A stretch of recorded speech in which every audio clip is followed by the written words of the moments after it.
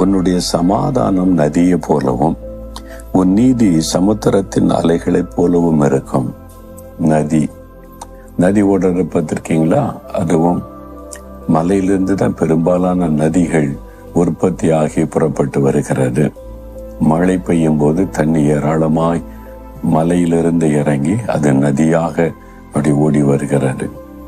நான் போய் இந்த மழை காலத்துல நதி நிரம்பிட்டுன்னா போய் பார்ப்போம். எங்க ஊர்ல தாமிரபரணி அப்படின்ற ஒரு நதி இருக்கிறது. இங்கிருந்து ரொம்ப பக்கம். நதியில வெள்ளம் தண்ணி ஃபுல்லா போகுதுன்னா அதை பார்க்கறதுக்கு நிறைய பேர் போவாங்க. நானும் போயிருக்கிறேன். அதை பார்க்கும்போது பெரிய அழகு தானே.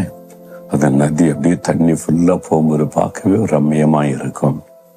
ஆண்டவர் சொல்றார், உன்னுடைய சமாதானம் அப்படி இருக்கும். நதியை போல அப்படியே ஒரு செழிப்பா, சும்மா நீரோட போல இல்லை, வாய்க்காலை போல இல்லை, நதியை போல சமாதானம். இன்னைக்கு சமாதானம் தானே இல்லை. சமாதானம் பாதிக்கப்பட்டிருக்குதா? சமாதானம் இல்லாம தான் உலகத்துல நிறைய பேர் தவிக்கிறாங்க. பணம் இருக்குது, பதவி இருக்குது, புகழ் இருக்குது, எல்லாம் இருக்குது. சமாதானம் மட்டும் இல்லை. எல்லாம் இருந்த சமாதானம் இல்லாட்டா ஒன்று இல்லாத மாதிரி தான். ஒண்ணுமே இல்லாம சமாதான உள்ளத்துல இருந்தா அவங்க தான் பாக்கியவான்கள். இந்த சமாதானத்தை இயேசு கிறிஸ்து வாக்கு பண்ணுகிறார். என்றால் அவருக்கு பேரு சமாதான பிரபு. என்னுடைய சமாதானத்தை உனக்கு தருகிறேன்னு சொல்றாரு.